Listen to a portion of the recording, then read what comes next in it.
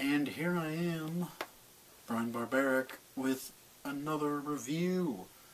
Yeah, trying to get these out a little bit more often now, I'm sorry.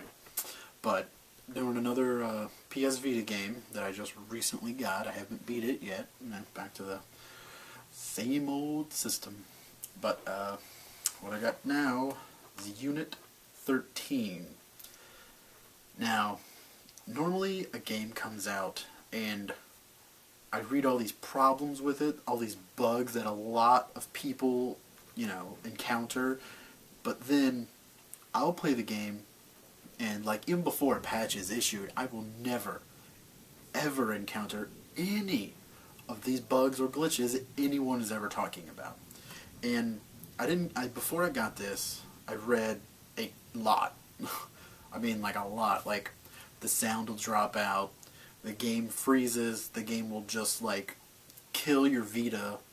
I mean, not technically kill it, but it'll, almost freeze the system to where, you gotta, do this reboot thing to it. And so far I've had all of that.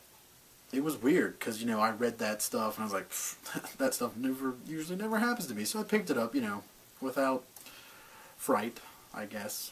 But the first day I played this, there was even an update for it, but all that did was stable the multiplayer. But even that is plagued with bugs, and it's not. Sometimes you won't stay connected to a match. I'm playing it right next to my router, where my Wi-Fi comes out, and I have full signal, and it just drops the game. That's happened several times. I can't even really enjoy the multiplayer enough to, play it enough, I guess. Yeah, whatever. But, all the bugs aside, this is a very good shooter for the PS Vita, to really show you how good a shooter can be, because that was the problem with, PSP. There was no second analog stick, and you had to use the face buttons, and that takes away so much from it. You're limited to the D-pad and the shoulder buttons for any other interactions. But, with this, it opens up so much more with the two joysticks, and then, you can use the triangle, circle, square, X, but then also the touch screen, which I think is a very cool feature now, because this game takes advantage of that a lot. So, I'm going to start off by saying that it's basically just tiny little missions. There's no real full storyline for this game, which, I'm okay with that. The Vita's battery life is not that great. It's worse than the 3DS. I had about 4 hours you can get out if you just straight play a game. So, that's okay. And it has about 45 missions. And I think that's a good amount, I think. And, they're divided up into, I think maybe 4 or 5 different categories. There's one where it's just, do the mission your way, stay stealth, go full out, whatever. And then there's one where you have to stay stealth. And then there's one where you have to do it, it's all timed, constantly, but you have to hit checkpoints and, you get more time back. Let me think, is there one more? Oh yeah, there's one where you actually have a health bar. Normally your health will just, regenerate, but this, in order to get more health, you have to do this and then hit the checkpoint. And then you'll get more health, and then, depending on how much health you have, you'll get a better score. Four game types then, I think. And then, there's also, a separate thing that adds into 45 missions where you have to hunt down and kill, these, I think it's 8 or 9, specific people. You go through the mission any way you want. It's like that first game type I said, but to finish it, you have to kill this one, leader of whatever little terrorist group he's running. So, those are kind of cool, but those are all locked, and you have to earn stars on the regular missions to unlock those. Or you can use the near feature on the PS Vita, to encounter people, and that will sometimes unlock them early for a very limited time, 3 hours, I think. So, I think that's kind of cool, because, a lot of, to get the last mission, you have to have 5 stars in each mission. Some people might not be able to do that. I've encountered a couple missions where I can't get above 4 stars. So, I'm lacking, 1 star to unlock one of these, missions to kill these certain people. But, That's okay though. So it plays just like a third-person shooter would. I do kind of hate that you can't like roll, like Gears of War style. Like you can take cover, you can run, but you can't like do a dive roll, which I don't know. I'm just so used to it, I guess, from Gears of War. But oh yeah, and you get to use like I think 6 or 7 different like agents or whatever, and each of them has their own individual level. Like 1 through 10. It actually stops at 10. And like the higher their level goes up, you unlock like more gear for them, like silencers or like scopes and stuff. See, that's another cool thing. You can actually play the game and have them, third person, over the shoulder. You can shoot, or you push the touch screen or up on the D-pad, and it switches to like first person while you're aiming the gun. When you stop aiming the gun, it goes back to third person. Which I mean, it's kind of cool if you want to play first person. Just hold it aimed in the whole time.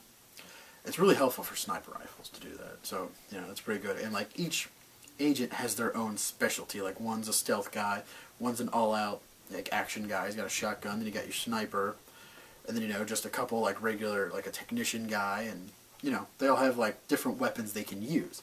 But sometimes like I know with the stealth guy, he's got like a MP5 or something like that. I think with a silencer. Once you get him to like level 4 or 5, you unlock his gun for everybody to use. And then like once you got past a certain level, you unlock a silencer for everybody to use. So I think that's kind of cool. That really gives you, like, oh, I really like this guy, but I would like a silencer for this guy. So you have to use the stealth guy, get his level up to unlock, other stuff for everybody, which is kind of cool. And like they all, everybody comes with a silenced pistol, so that's kind of cool. And if you're doing the co-op, that's the multiplayer is just co-op.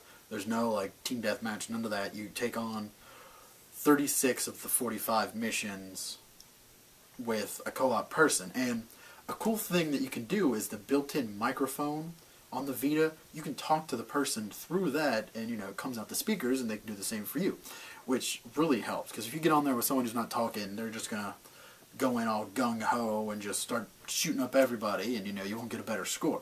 But if you can talk to the person and kind of like, oh yeah, here you go here, I'm gonna go down here, and we'll take out these couple guys and then we'll move on, which is kind of adds a lot of like tactical stuff to it. I don't know if they actually make like a specific Bluetooth headphone or something. I mean, you can probably use any Bluetooth, but the Vita does connect to a Bluetooth headset if you want to do that instead of listening to them come through your speakers. Because I know the speakers mixed with all the sound and then the person's voice can get a little bit confusing at times. So, if this is, I think, only the start of the potential of shooters for the Vita.